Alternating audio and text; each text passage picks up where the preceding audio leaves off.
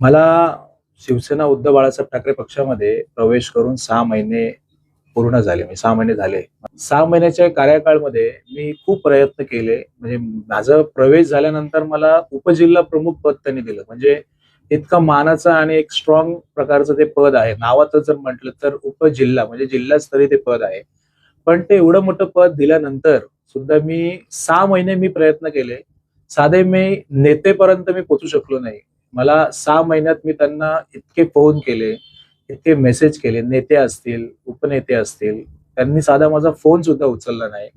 निवडणूक काळामध्ये जी परिस्थिती माझ्यावरती असेल किंवा जे काही उमेदवार निवडणूक लढत होते, त्यांना मार्गदर्शन सोडा, फोन सोडा, त्यांनी त्यांच्याकडे ढुंकून सुद्धा बघितलं नाही. न बघितलं सुद्धा नाही किंवा त्यांचा विचार सुद्धा केला नाही, की आपले जे शिवसैनिक आहेत, ते कुठल्या प्रकारे लढतील.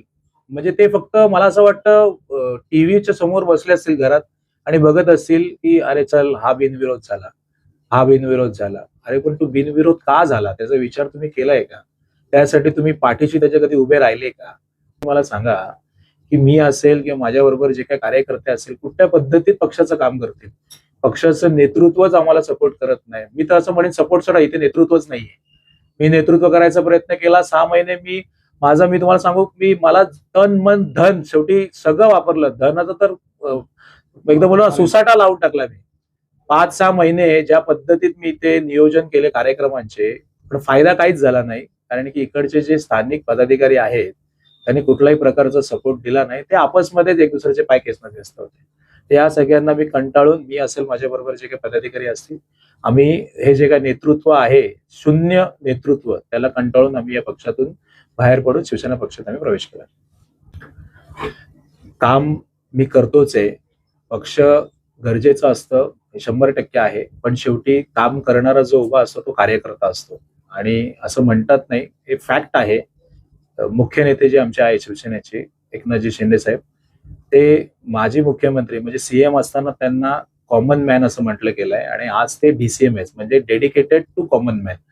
ते त्यांचं विचारधारा इतकी चांगली आहे, की साधारण कार्यकर्ता जो त्यांना एकदा भेटतो, त्याचं नाव देखील ते लक्षात ठेवतात. तर मग कार्यकर्त्याला जर जो एवढा व्यक्ती महत्त्व देतो, तो विचार करा कामांना आणि कार्यांना किती महत्त्व द्यायचं असेल. आणि खासदार साहेबांचं म्हणायचं, डॉक्टर श्रीकांत शिंदे साहेबांचं, तर त्यांना इन्फ्रास्ट्रक्चर मॅन म्हणतात. त्या इतक्या पद्धतीत 4 वेळा निवडून आले, 2 वेळा संसद रत्न झाले. असंच कोणी 2 वेळा संसद रत्न होत नाही. त्यांची जी करण्याची पद्धत आहे, कार्यपद्धत आहे, त्याला आम्ही सगळे इन्स्पायर झालोय. मी सुद्धा इन्स्पायर झालोय.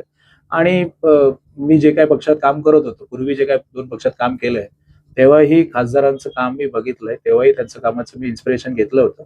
मी माझ्या इंटरव्ह्यूजमध्ये पुढे म्हटलं होतं, की खासदारांचं काम चांगलं आहे आणि आज त्या कामाला प्रेरित होऊन आम्ही आज त्यांच्याशी जोडलोय आणि मला असं वाटतं खूप सुंदर काम करूया. गल्लीतून दिल्लीपर्यंत जो माणूस काम करतो, त्याच्याबरोबर जुळायला 100% आवडेल.